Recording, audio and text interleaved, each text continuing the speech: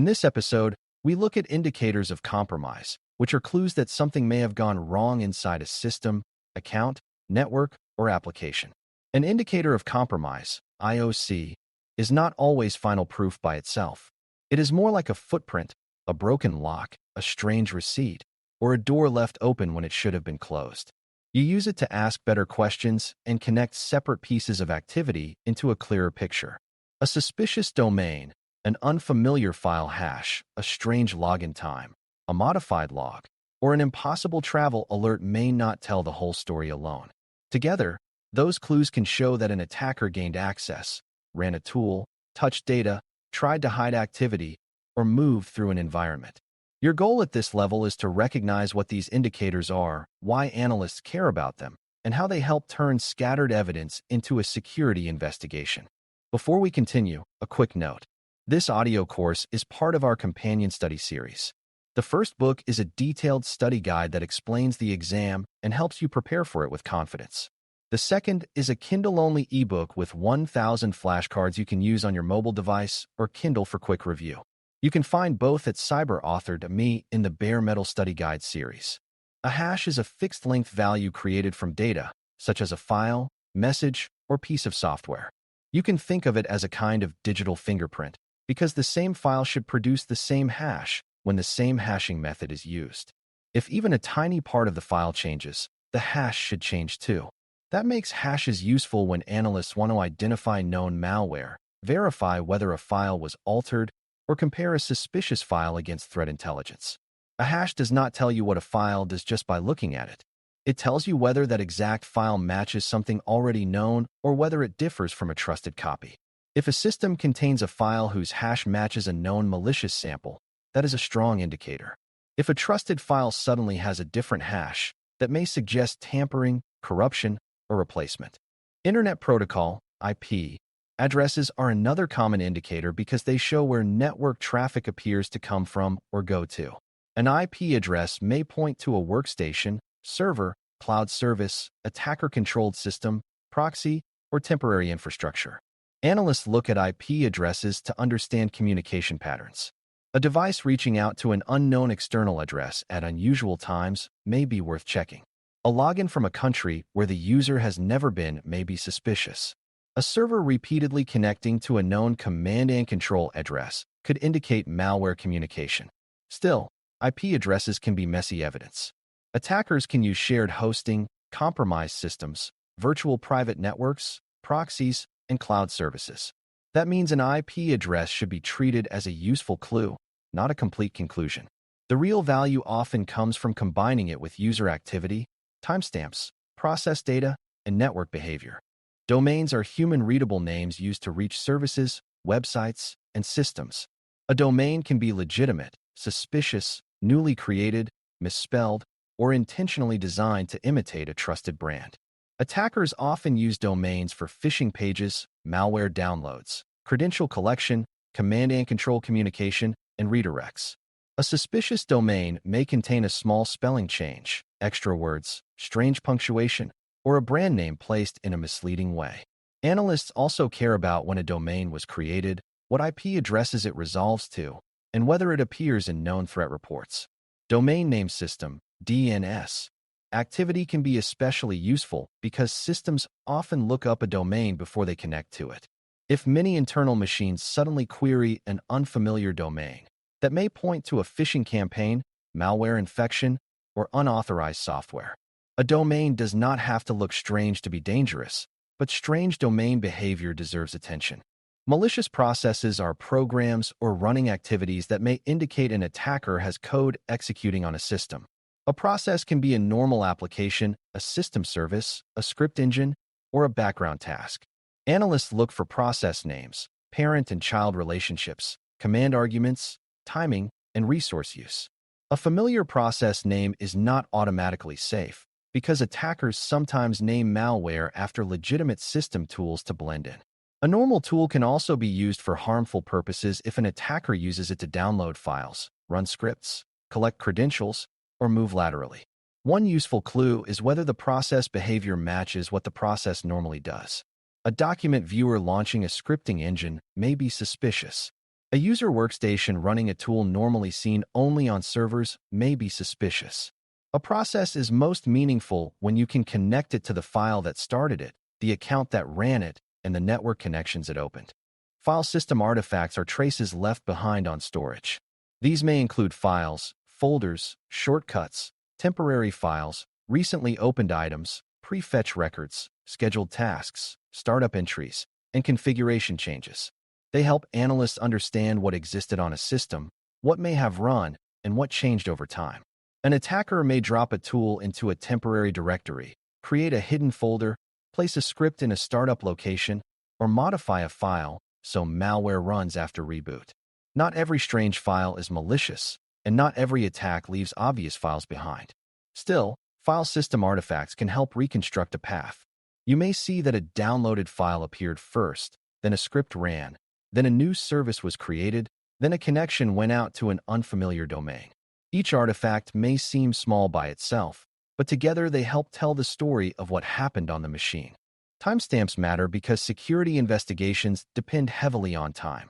A timestamp can show when a file was created, modified, accessed, downloaded, executed, or deleted.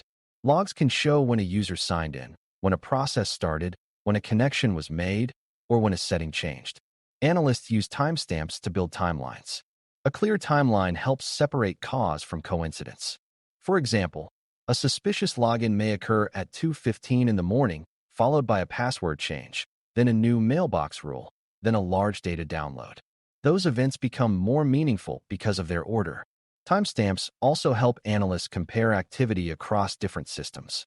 If an endpoint event, firewall event, and identity event all line up, confidence increases. Time can be tricky because systems may use different time zones, clocks may drift, and logs may store time in different formats. Even with those challenges, timing remains one of the most valuable clues. Log manipulation is a serious indicator because attackers often try to remove or weaken the evidence that would reveal their actions. Logs record activity, and that makes them valuable to defenders. If logs are cleared, disabled, edited, rotated unexpectedly, or missing for a key period, analysts should pay close attention. A gap in logging may be innocent, such as a storage issue or misconfiguration, but it may also mean someone tried to hide access. Log manipulation can show up as missing authentication events, sudden changes in audit settings, stopped logging services, deleted event records, or inconsistent records between systems. One system may have no record of an action, while another system still shows related network traffic or identity activity. That mismatch can be useful. Attackers may control one host, but they often cannot erase every trace across every log source. When logs disagree in suspicious ways, the disagreement itself becomes evidence. Excessive resource consumption can also be an indicator of compromise. A compromised system may suddenly use unusual amounts of central processing unit, CPU, power, memory, disk input and output, network bandwidth, or storage space. This can happen when malware encrypts files, mines cryptocurrency, scans the network, compresses stolen data, runs unauthorized services, or participates in a larger attack. A single spike does not always mean compromise, because legitimate updates, backups, reports, and busy applications can also consume resources. The key is whether the resource use fits the system's normal role and timing. A quiet workstation sending large amounts of outbound traffic overnight is different from a backup server moving data during its approved backup window. Excessive resource consumption is often a starting clue. It tells an analyst where to look more closely for processes, files, connections, accounts, and scheduled activity that explain the behavior. Plaintext strings are readable pieces of text found inside files, memory, logs, scripts, network traffic, or command history. They can be useful because attackers and malware sometimes leave behind names, paths, commands, domains, IP addresses, user agents, error messages, passwords, tokens, or configuration values in readable form. Analysts may inspect plaintext strings to understand what a suspicious file might contact, what files it might create, or what commands it may try to run. Plaintext evidence can also reveal careless handling of sensitive data. If passwords, keys, or session tokens appear in logs or scripts, that creates risk even if no attacker has used them yet. Plaintext strings should be handled carefully because seeing a word or domain inside a file does not automatically prove the file is malicious. It may be a reference, a decoy, or harmless text. The value comes from connecting those strings to actual behavior. Account lockouts are identity-related indicators that can point to credential attacks, user mistakes, system misconfiguration, or automated processes using old passwords. When an account locks after too many failed attempts, the lockout is a defensive control doing its job. The pattern around the lockout matters. One user mistyping a password a few times is normal. Many accounts locking at the same time may suggest password spraying, where an attacker tries a small number of common passwords across many accounts.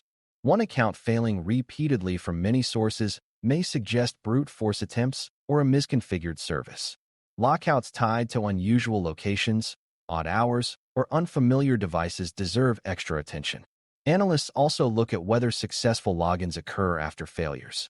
A successful login after a long series of failures may mean the attacker guessed or obtained the password. Account lockouts become more useful when viewed with source addresses, timestamps, device details, and authentication method.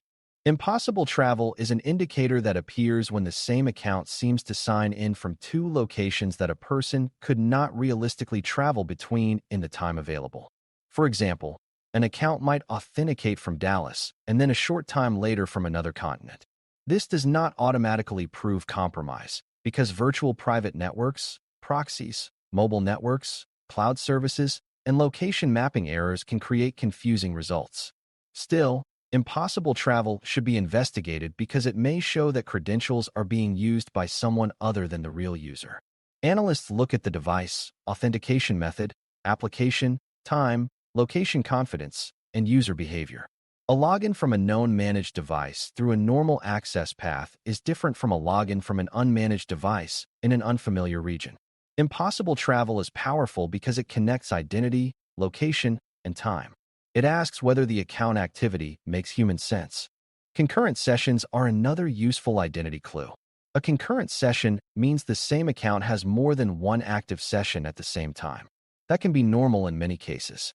You may be signed in on a laptop, phone, and browser session at once. Service accounts may also support multiple connections by design. The warning appears when concurrent sessions do not match expected behavior. One user account may be active from two distant places, two different device types, or two applications with very different risk levels. A session may remain active after a password change, or an attacker may use a stolen token instead of signing in normally. Analysts look at whether sessions were created through expected authentication flows, whether multi-factor authentication, MFA, was used, whether the device is known, and whether the account actions line up with the user's role. Session evidence can show that access continued even after the initial login. The real skill is connecting indicators instead of treating each clue as separate. A suspicious hash may identify a known malicious file, but the process list can show whether it actually ran. A domain lookup may show where the system tried to connect, but timestamps can show whether that happened right after a phishing email was opened.